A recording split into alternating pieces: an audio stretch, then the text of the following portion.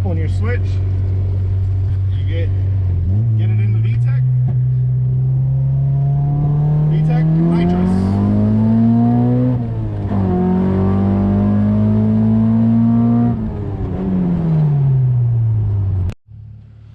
Welcome back to the channel and thank you for tuning in.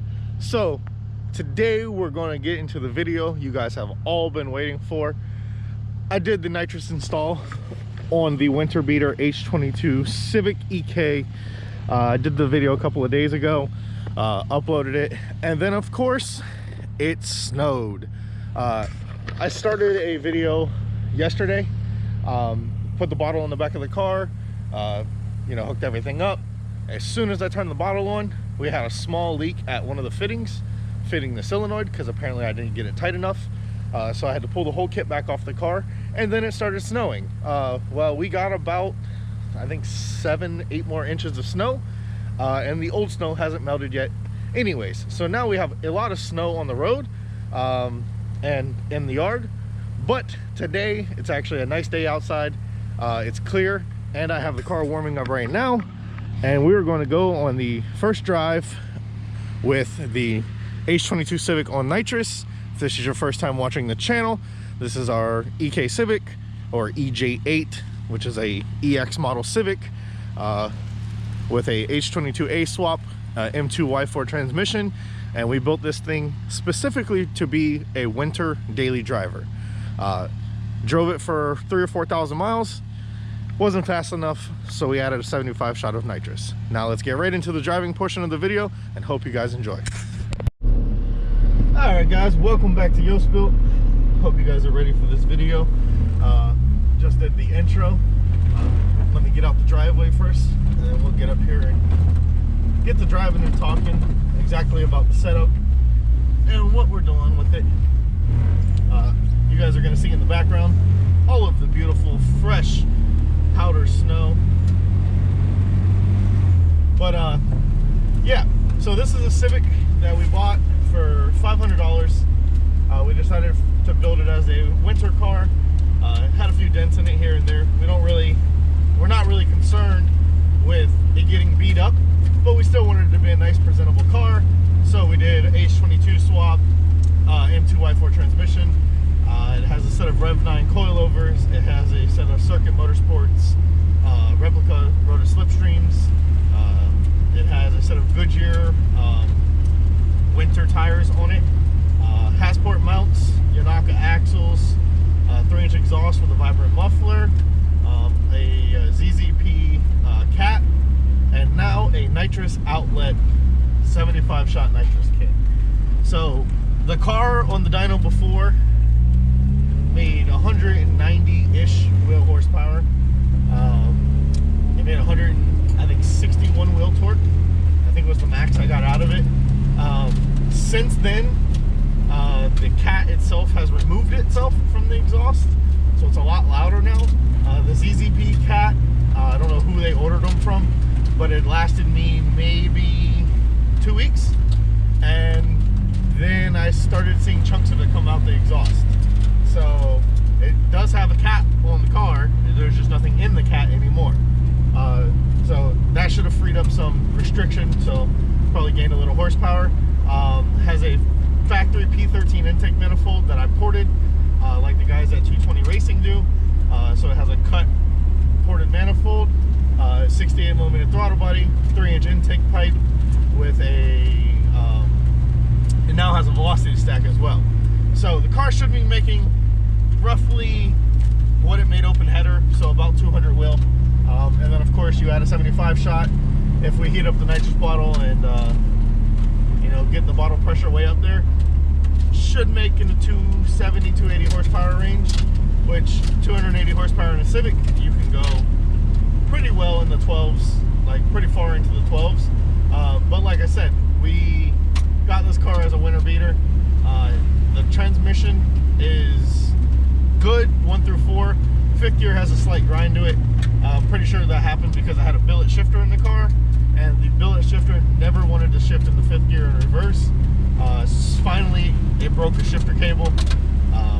Pulled that out, threw a stock 5th gen Prelude shifter in it, made the whole center console and everything fit. So now I have cup holders, the whole 9 yards. I also did the headliner. It was falling down on my head. Didn't want all that nonsense. So cleared up the headliner, fixed that, and we have a wonderful winter car. Has heat. I still want to convert it to an EG subframe and do a manual steering rack. I just did that on the EG I'm building right now as well, and it feels so much better than a power steering rack with just loop lines. So yeah, that's an update on the H22 winter beater. I got the car with 197,000 miles on it, 198,000 miles. We just hit 202,610 miles. I've done 2 nitrous pulls so far. I did a test hit in 2nd gear when I first put the kit on, just to make sure everything worked. Of course, I didn't record that just in case anything happened. I should have recorded it, but it was late at night, and it was right when the snow started, so I didn't want to not have it on video for you guys. So I decided to wait until the next day, let the snow slow down. That's a lot of words to say real fast. Let the snow slow down, and then give you guys a video of Nitrous H22. So, as I showed in the last video, the activation of the nitrous kit is a simple flip of a switch. It's right here by the fog light switch. So we're going to turn her on, and then when we go wide open throttle, we are going to have nitrous. VTEC, nitrous. Spinning.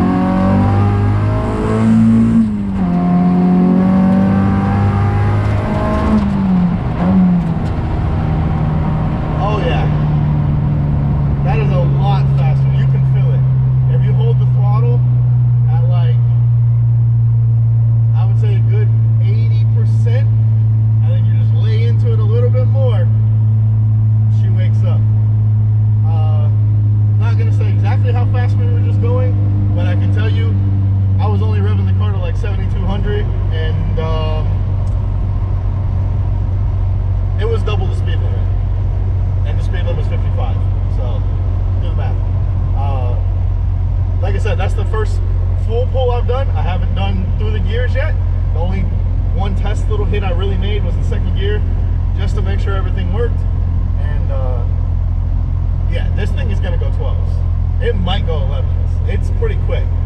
I'm not even gonna lie. I wasn't even, like I said, I was shifting at 7,200. On the dyno, this car made peak power at like 7,600 RPMs. It is a black top H22, so it's not like the 220 horsepower version. It is only the 190 horsepower version. But we are up here in the mountain. The elevation at my dyno is 785 feet, in that range.